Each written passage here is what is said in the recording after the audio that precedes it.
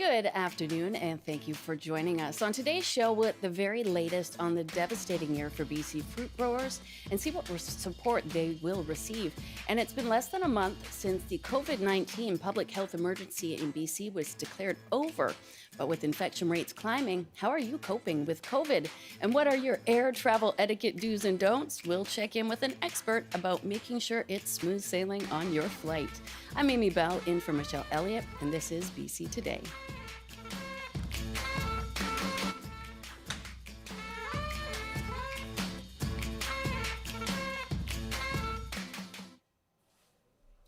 And thank you for joining us on radio, TV, and a live stream. You can call us now on our top story. What are your questions about COVID? And do you think COVID is a health concern still? Our number, as always, is 604-669-3733. You can also call us at 1-800-825-5950 or hit pound 690. You can also email us, bctoday@cbc.ca.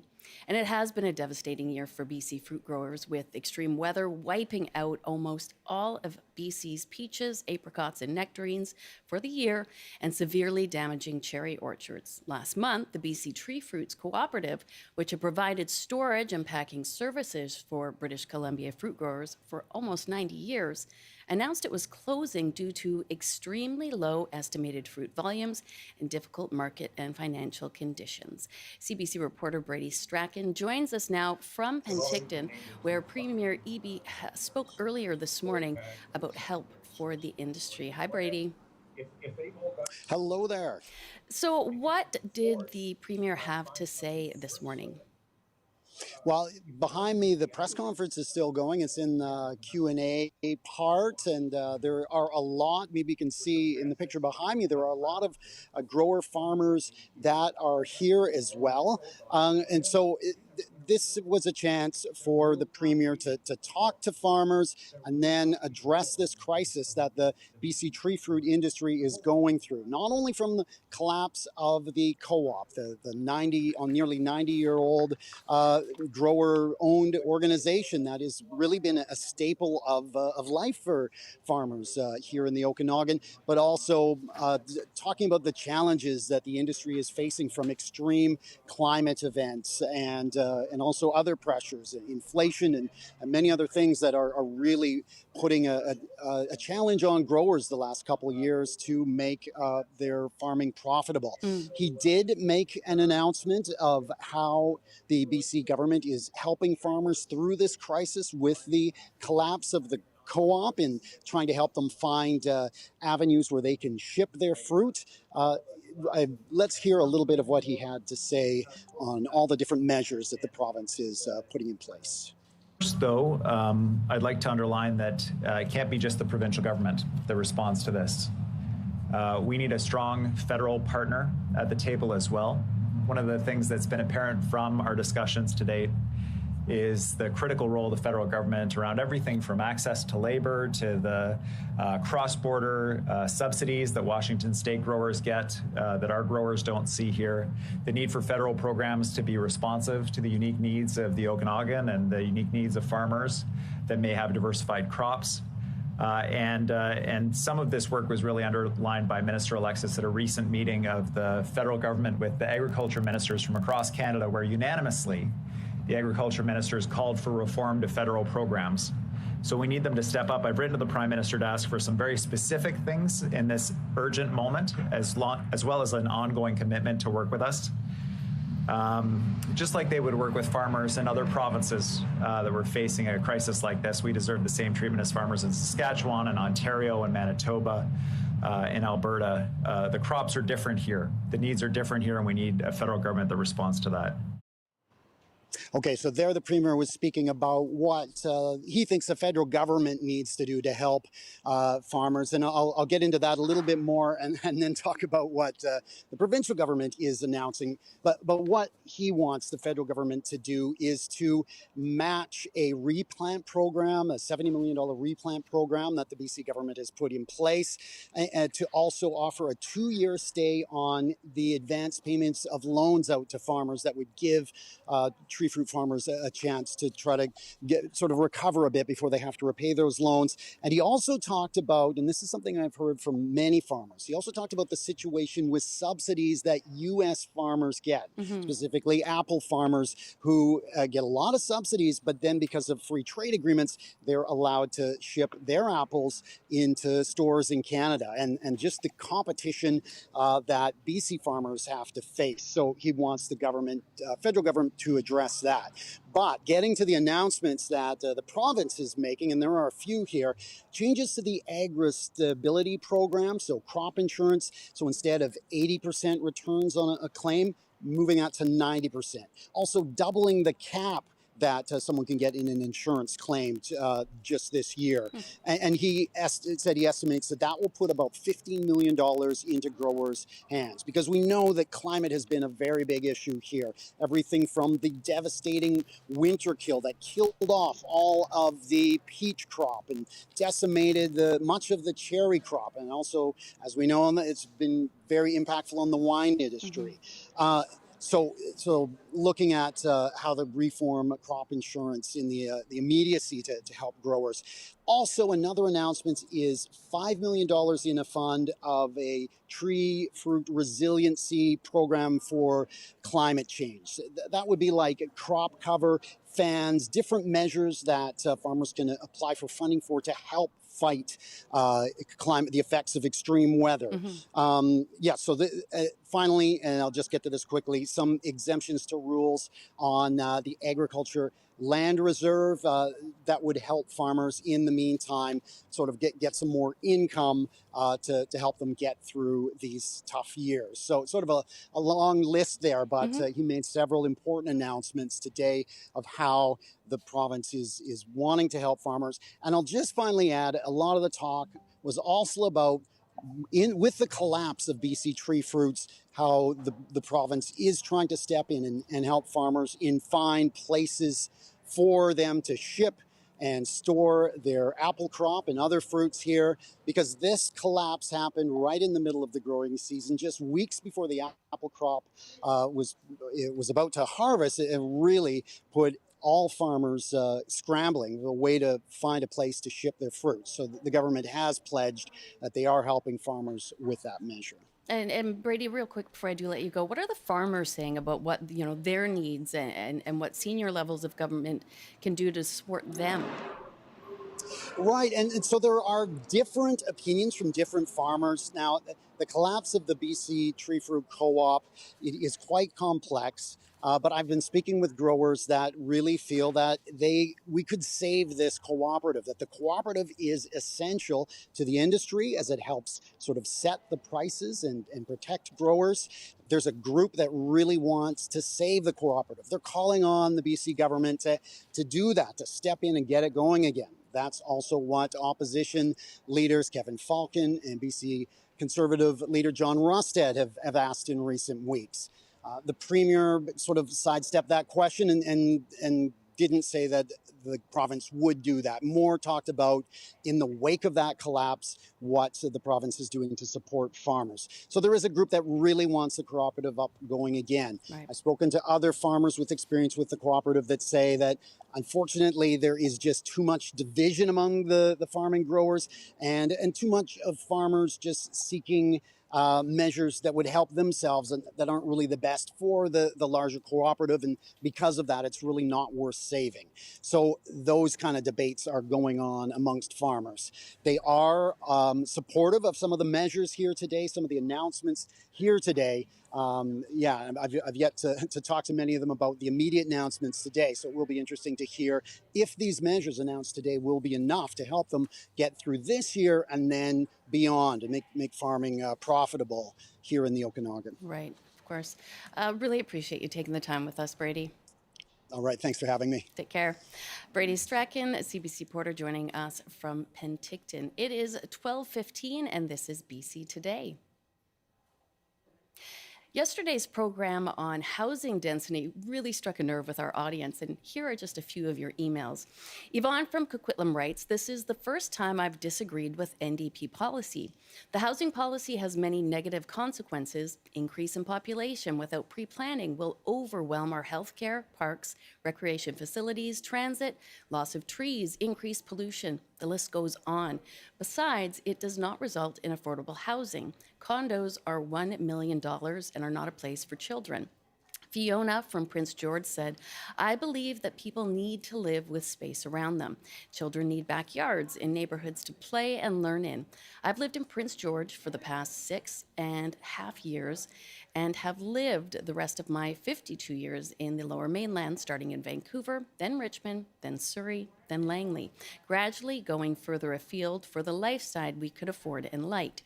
There is a lot of empty land between Prince George and the Lower Mainland. Let's promote, encourage, and fund companies to locate and grow in other communities in this beautiful province we have. Land that isn't prime agricultural land." Marnie said that the government should have a more coordinated and planned approach to building density. Do not leave it up to individual developers. Cities grew organically, but now developers who are in the main for the money only are destroying the livability of cities.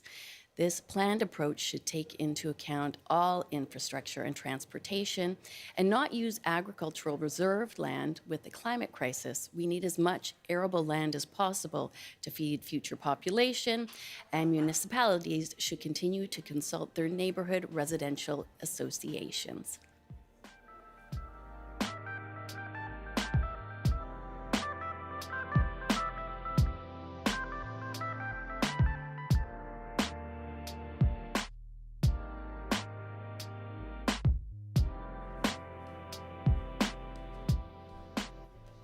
And thank you to everybody that did write in and call for this very heated topic. Well, it has been less than a month since BC officially declared the COVID-19 public health emergency to be over. Yet wastewater studies are showing high levels of the disease as recently as mid-July. So we're asking you, what are your questions about COVID? And do you still think COVID is a health concern? You can call us at 1-800-825-5950, 604-669-3733, pound 690 on your cell phone, and you can email bctoday@cbc.ca. Joining us now is Tara Moriarty, Associate Professor at the University of Toronto and co-founder of the COVID-19 Resource Canada database. Hi, thanks for joining us today. Hi, thank you very much for having me. So what is the data showing us for the prevalence of COVID vaccine, or of COVID in BC, not the vaccine, sorry? So what we're seeing right now is that BC is particularly high compared to other provinces. It seems to have started surging sooner, which is something that we've seen on the west coast of the US as well. And our estimates right now are that about 1 in every 19 people in British Columbia are infected.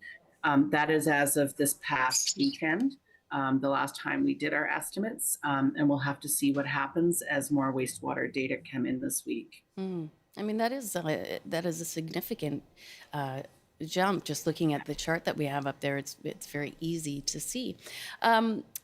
As we heard concerns during the pandemic from health researchers that access to COVID data wasn't different province to province, have there been any changes? So any changes compared to earlier in the pandemic, or any changes since what point? Just that, sort of when we were in the pandemic, health research were concerned that it was different sort of province to province what they had access to. Sorry. Yeah, no, that's okay.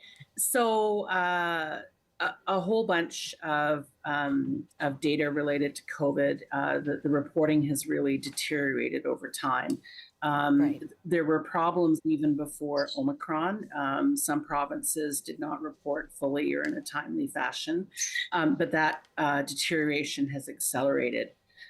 So, for example, right now across the country, we're only seeing probably about 20% of hospitalizations and deaths Okay. are being reported on public pages. You can find them in other sources as they come in, but reporting is really quite bad right now.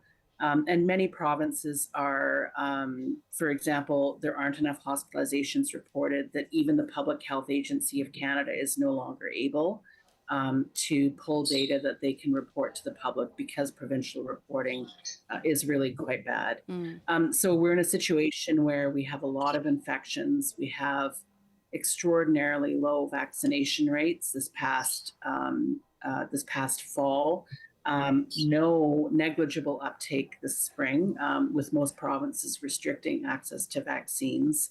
But we have excess mortality rates in 2023 that were as high as 2022. And that was about 40,000 untimely deaths a year from COVID in Canada. That's a lot of deaths. That is the leading cause of death. And we certainly are seeing that 2024 was quieter for a while, but it's really shaping up again to be similar to previous years.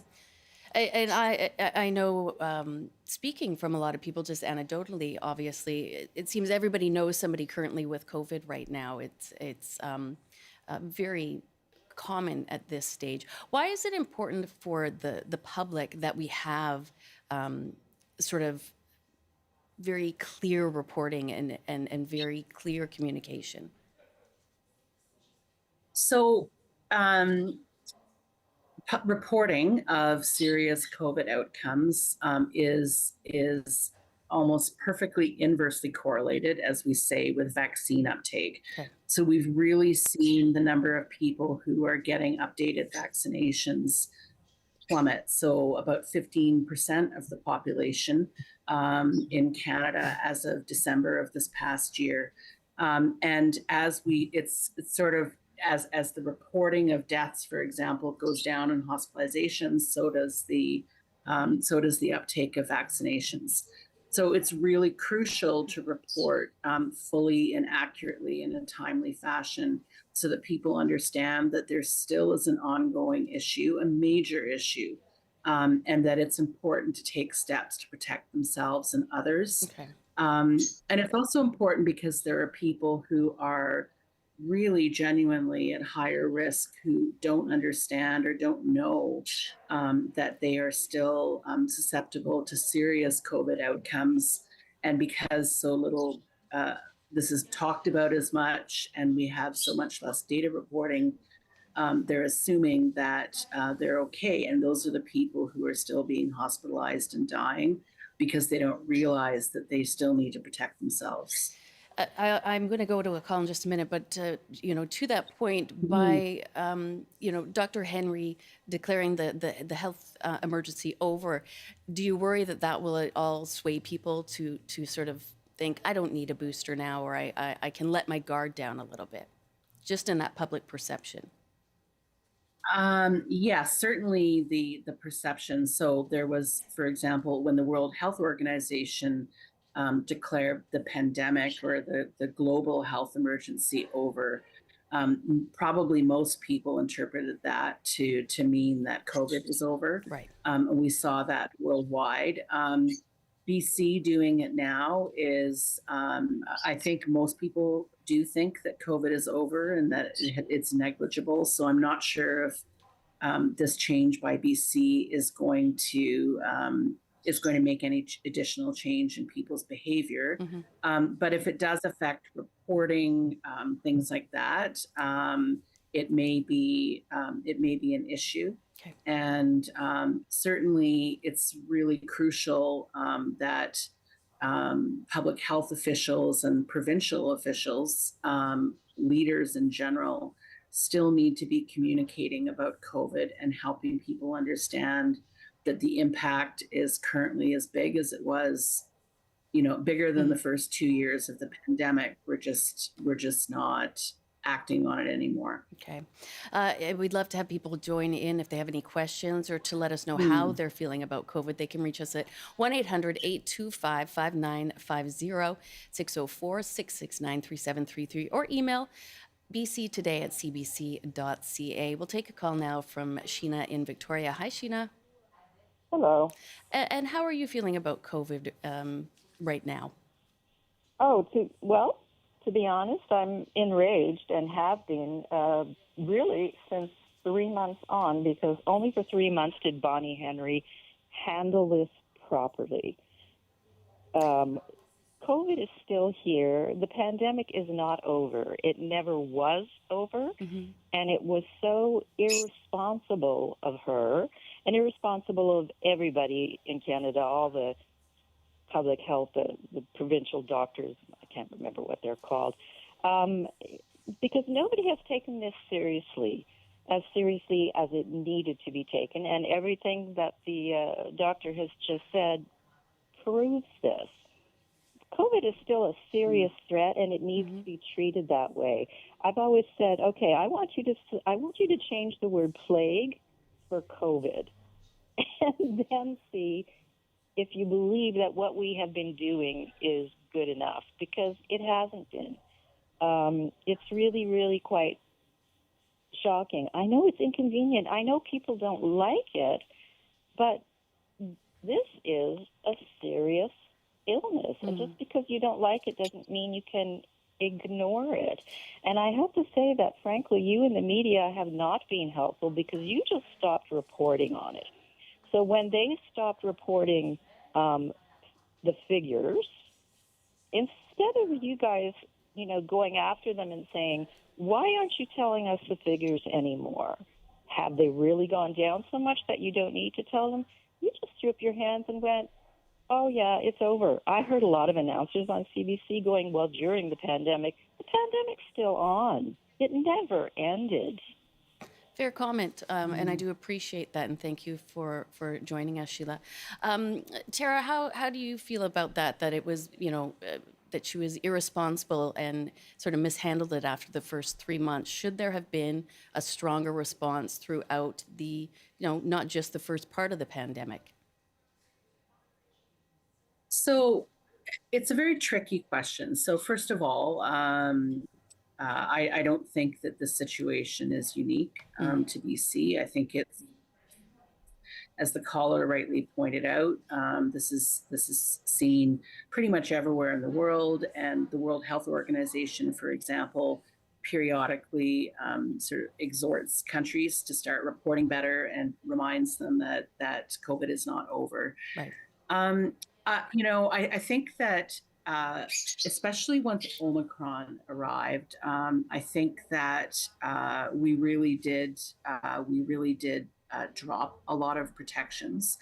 I think there was a recognition that this wasn't going to go away quickly, and that there was at some point a need to return to some aspects, to many aspects of quote unquote normal life. Right. We couldn't as a society sustain, lockdowns, all the different restrictions. However, we've swung extremely far to the other side. So for example, there should be routine masking in hospitals, period, and healthcare facilities. Right.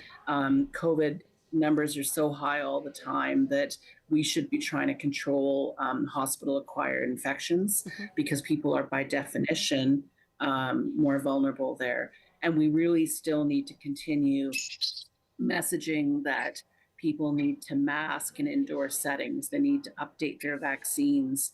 We need to keep telling people this and saying it over and over again. And part of the reason for that is that many of the people that I talk to are, organ transplant recipients, or they have cystic fibrosis, or they have disabilities, or they're quite a bit older. And what many of them report now is that the perception of family and friends and colleagues and others is that they're the ones who are strange for continuing to mask and continuing to protect themselves. And a lot of people who really do need to protect themselves and are are feeling isolated because of the messaging around this. So at the very least, if we can ensure that the general public understands that this is still a major ongoing issue, so that there is kind of less judgment and ostracism of people who are still masking, that would actually encourage them and not make them feel strange, right? By continuing to do this. We'll take a call now from Denise in Mission. Hi, Denise. Hi there. Thank you for taking my call. Of course. I have kept up to date with all my shots. I'm 65 years old, and I had a shot around about a week and a half before I went to Europe and came back with COVID. And my husband, who has lupus, was unable to get a shot because it was against what he was taking for lupus, and he also got COVID. Is this new variant different with the shot? I don't understand why I got it so badly when I just had the shot. Interesting question. Tara, you would be the expert on that. Yeah. So very quickly, when did you get your last shot? I just didn't catch the date. Oh, so about a week before I went away. Okay. And when did you go away? Oh, sorry, that was about 3 weeks ago. 3 weeks ago. Okay. Yeah. So, so first of all, there are a series of new variants that are out there. We generally seem to get a new family of variants roughly each year now. And these variants are good at infecting people who've had a previous infection, as well as people who've had a previous vaccination. And what's important to know is that the shots that are available right now are from last year's variant. So the major variant was XBB. And so the shots that we have available now are from the variant from a year ago. So they're not matching what we're starting to see people be infected with now.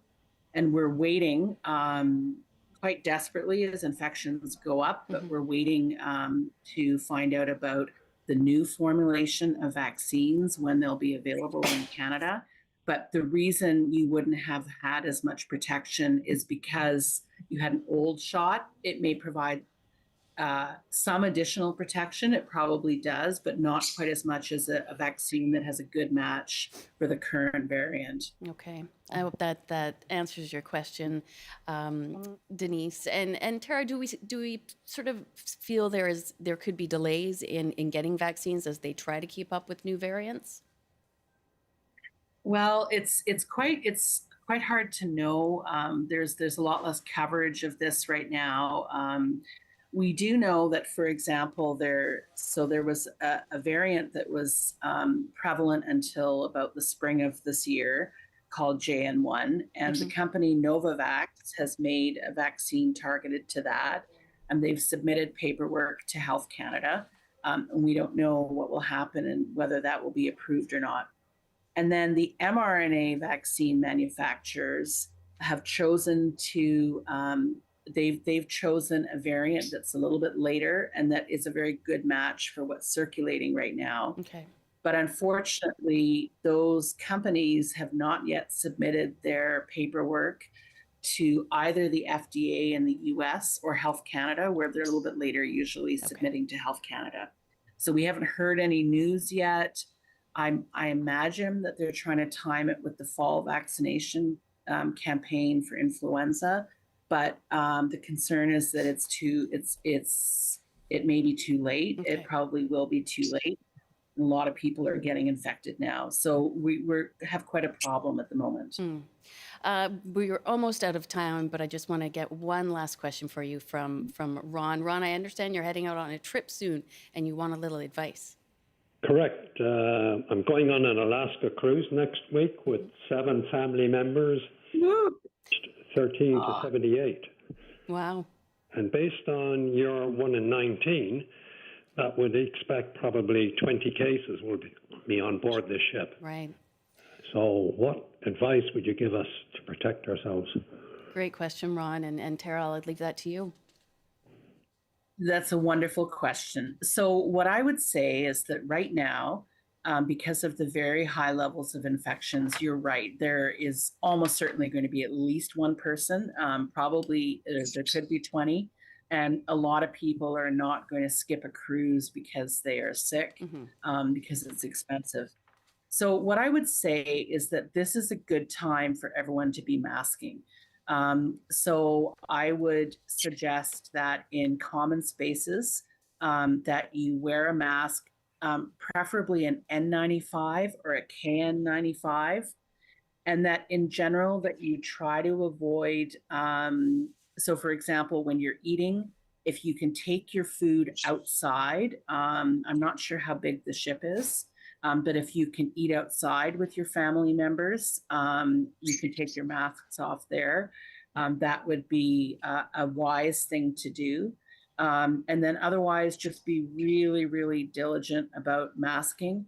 I know no one likes doing it anymore, but this is a period where many of you, including people, the 78-year-olds, you certainly don't want people who are older, higher risk to come away with a case of COVID. And no one wants to be sick on a holiday either, right? So I would definitely really mask and eat outside. Anything that requires you taking off your mask, go outside to do that if it's at all possible. All right. Safe travels to you, Ron. Thanks for that question. And we are out of time. Tara, thank you so much for joining us today, and hope to talk to you again soon. Tara, thank you very much. Take care. Tara Moriarty, Associate Professor at the University of Toronto and co-founder of the COVID-19 Resources Canada database. And a little late, but now we have the CBC News with Tim Weeks. Good afternoon. Here are the headlines from the CBC Vancouver newsroom.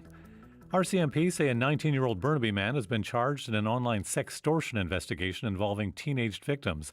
Investigators say several young people in Nova Scotia, Quebec, and Ontario reported being extorted online and threatened with having intimate photos released. RCMP say the suspect has been charged with 23 offences. Police say Albert Dick Park in Abbotsford has been closed after a possible drowning yesterday afternoon. They say just before 5 p.m., officers were called to the area after a man entered the water and did not resurface.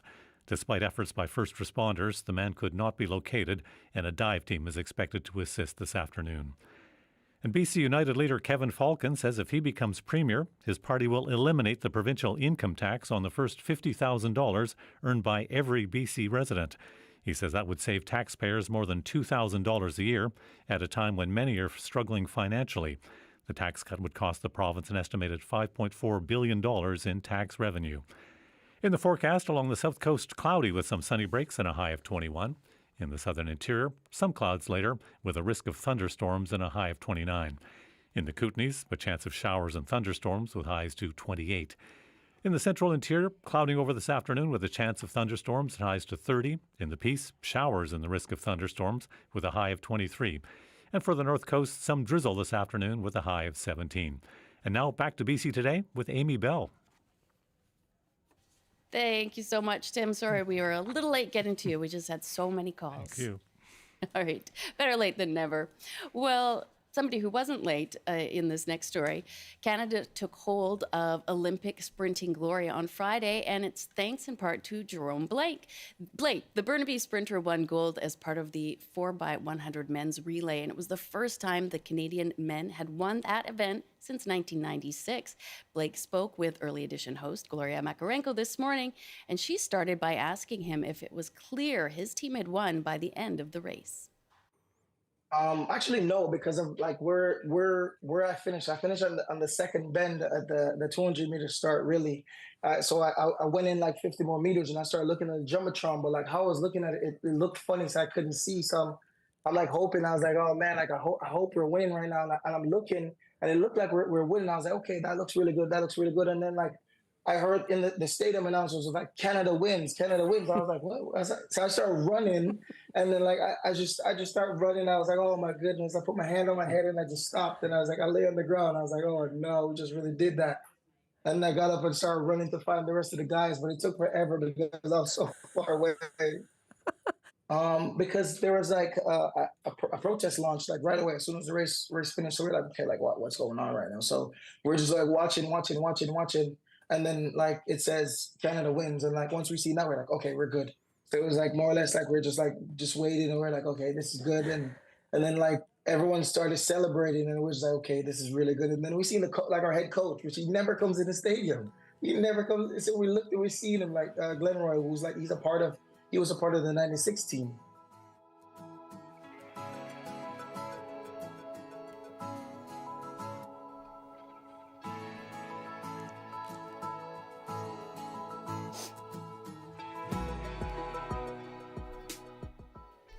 Now, for many, hopping a plane to a faraway destination is a gateway to adventure, but for others, it can be an anxiety fueled nightmare. And whether it's people hogging all of the overhead space or stealing that shared armrest, it can sometimes seem like it's survival of the fittest when you're on a plane.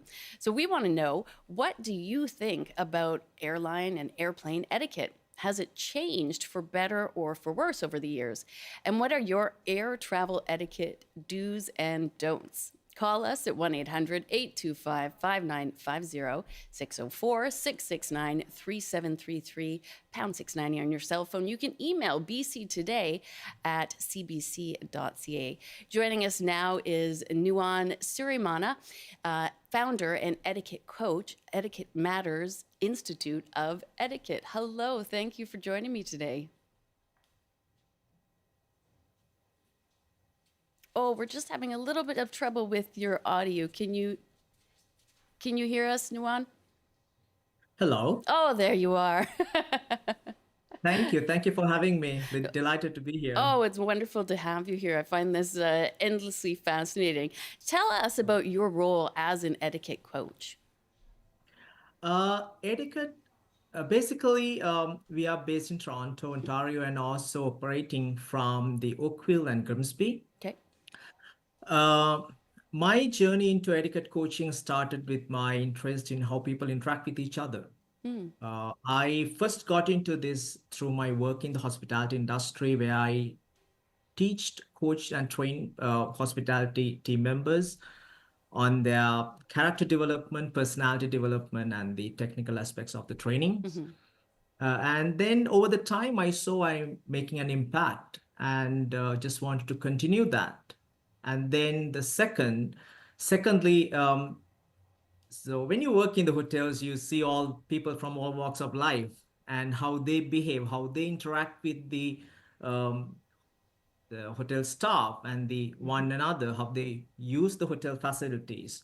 So I saw kind of a huge gap. Just wanted to contribute how to bridge the gap and just want to create this. Now, obviously a hotel, yes, you're seeing people from all around the world, and the same is true at an airport or on a plane. Obviously it's busy summer travel time. What would you Yes. say are some of those top etiquette tips that travelers really should keep in mind, especially on a plane, which is such an enclosed space and you're stuck there together for hours? That's very true. When it comes to airplane travel, I would say it's basically pre-flight, in-flight, and the post-flight. What you do pre-flight, the booking and check-in procedure, and the how do you behave when interact with the staff members and the all other passengers at the airport, and also your luggage. You need to prepare with that, and also the boarding etiquette, boarding process, seating, how to properly store luggage, and all of it. And also in flight etiquette, very first thing you should be doing is to get into the flight with a big smile on your face and greet the flight attendant and build that rapport, build that bond, and also the personal space. Be mindful about the personal space, the noise level. Um, Basically, considerate about the other people around you. What are some of the things that many travelers might not consider when it comes to how how they can impact another person's trip.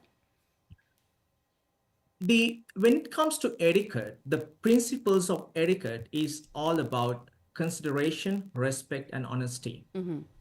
It's all about how you make other person feel, how you put another person at ease. So same, because all these passengers whom you are meeting at the flight, they're the same person people you are meeting at the shopping mall or the bus stop, train station, school, and so on. So it's very important how you need to put yourself into other person's shoes and see how would you feel in and react in certain situations. So I think it's very important to consider it. It's very situational, you need to sometimes you need to use the common sense, and also you need to really see the things from other person's point of view. Have a little bit of empathy. We'll take a call now from Lynn in Victoria. Hi there, Lynn. Hi. What are your thoughts on airline and airport etiquette? Okay, well, I actually have the advantage of being the wife of a commercial airline pilot. Wonderful. And so I'm so grateful to have been able to travel all over the world. And because of that, I've learned to travel light, to be prepared, to look up ahead of time what the airline or the airport requires and what the country restrictions are. So I tend to travel very light. Okay. And my pet peeve is because I am so organized, I get into my seat, I put my carry-on bag underneath the chair, I put my other one above, stow it away up top, but it's the people who get on and must get up 50 times during the flight to keep grabbing things out of their bag, right, instead of just being organized, just put your earbuds in your pocket ahead of time, put your reading glasses, have your book in your pocket.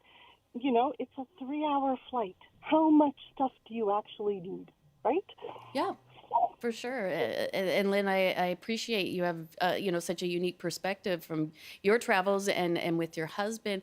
I'll ask you, do you feel it's a generational problem, or not problem, but generation differences when it comes to behavior on a plane that you've observed? Absolutely. So I can actually understand how an older traveler would have some anxiety and would want to check on things. Oftentimes, once their luggage is stowed away, they've actually forgotten where they've put it and want to make sure it's still there. I can appreciate that.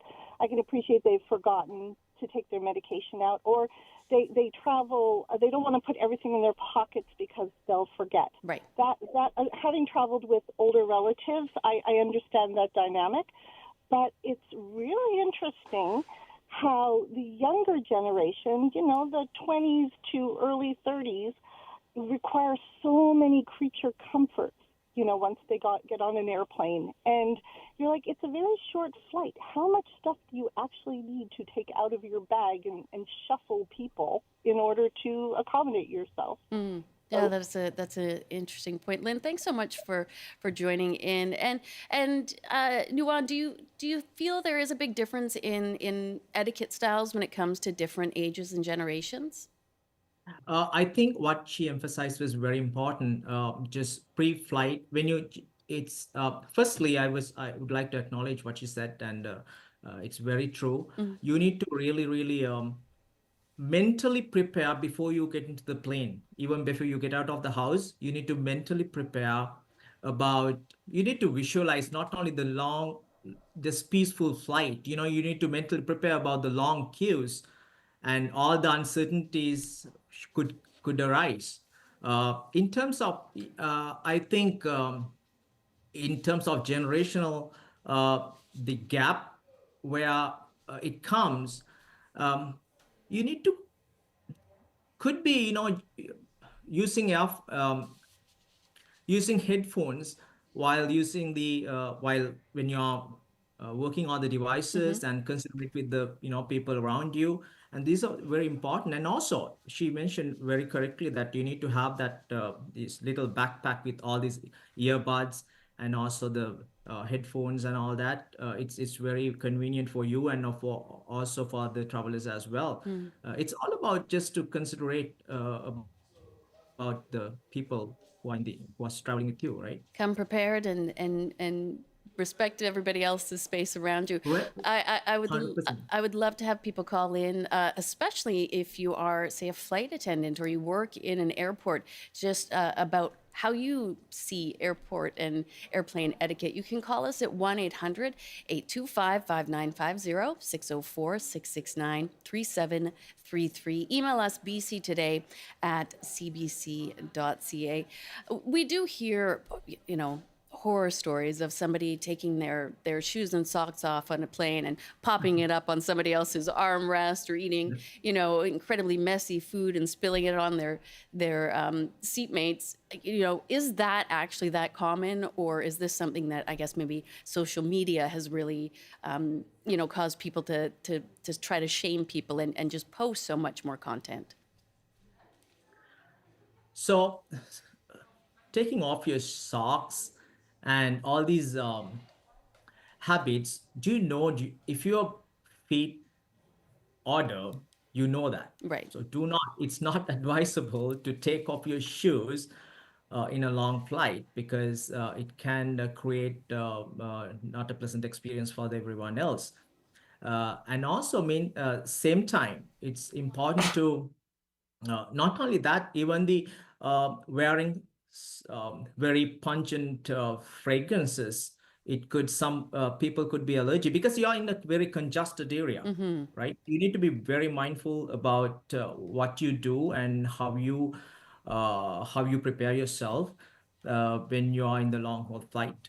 And that is one of the things to be considered. And also, hygiene is very important. Where if you have the body odor, wear a deodorant, right? If you are sitting next to the other person, it's really advisable to wear deodorant, but not to wear very strong perfumes.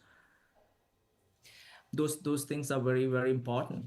One element of travel, especially on a plane, that is incredibly stressful is traveling with small children. And a lot of people feel a lot of judgment and shame from other passengers when they do come on the plane with small children, or if that child begins to fuss and cry. How can we all navigate that situation so that a parent can feel comfortable, but also somebody maybe doesn't have to, spend 8 hours with crying children? I know there's no perfect solution, but it often is a stressful situation on both sides. Children's, usually the parents are responsible for the children. One of the really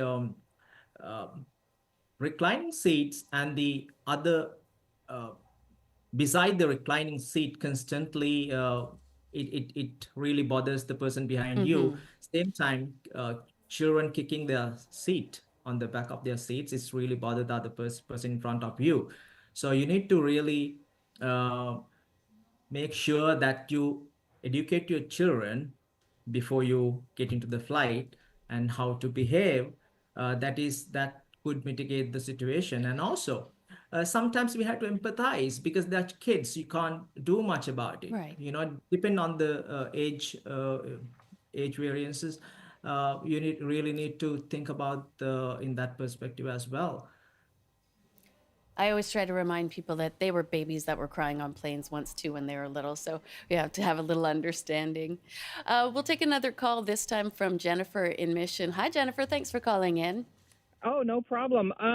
Just a real quick story. We flew to London, England a few years back. Wonderful. And yeah, it was great. And the plane was delayed because of mechanical issues from London. So we had to spend the night in Richmond, and they gave us food, and they did all that. It was great. The same flight was loaded with people going to the Cannes Film Festival. They were not impressed that the flight was delayed a day. Right. And there were some really horrible people on that flight who were terrible to the check-in staff and to the rest of the staff, and it was just really bad. So the next day when we went up to the desk, we sort of apologized for our fellow travelers, and because we did, and because we were nice, and because we took our time, and because we did all the right things, we were bumped to business class. So, Hey. so sometimes being a nice person and watching out for your fellow traveler will get you a lot. And it was great. Sometimes etiquette is can really pay off. That's wonderful. Oh, absolutely. Oh, and I think that raises Jennifer raises an important point that showing people that kindness and patience, it won't necessarily pay off into getting bumped to business class, but it pays off in just being a nicer human being and having a general nicer experience for everybody. I do have another call from Christine in Vancouver. Hi, Christine. Hi, I had to pull over for this one because this is an interesting topic. I've traveled with my grandson. He's probably about 4 years old, and he's autistic. Okay. And so, visibly looking at him, you wouldn't know he's autistic. And so what I ended up having to do, because we had people just giving the meanest looks and thought, oh, this child is unruly, you can't control him. And my daughter-in-law was just, every time, it was just such a battle for her to go, and it really impacted her when people were looking. So I ended up doing him a T-shirt that had a picture of a bee, and it said, "Be kind and patient, I'm autistic." Oh, And I think that they also should, on planes, if the family's comfortable with it, make it an announcement just so that people wouldn't be so harsh. Well, and I'm so sorry that your family's had those stressful flights, but how lovely of you to make sure your grandson's taken care of. Thank you for joining in. Real quick, we'll get one last call from Bethany, a flight attendant in Coquitlam. Hi, Bethany. Hi, how are you? I'm good. How are you feeling about today's topic? Oh, it's very interesting. I just wanted to emphasize what your guest is saying about just being considerate to, those around you as well as to the staff, which includes, not playing your music out loud, but also, taking out those earphones when somebody speaks to you, whether it's to take your order or answer your, call light or whatever. Yeah. But, also what, a previous caller was saying about, being prepared so that, you have what you need for that flight. Agreed. We do have to leave it there. I'm so sorry. And Nuwan, thank you so much for joining us. Nuwan Sirimanna, founder and etiquette coach from Etiquette Matters Institute of Etiquette.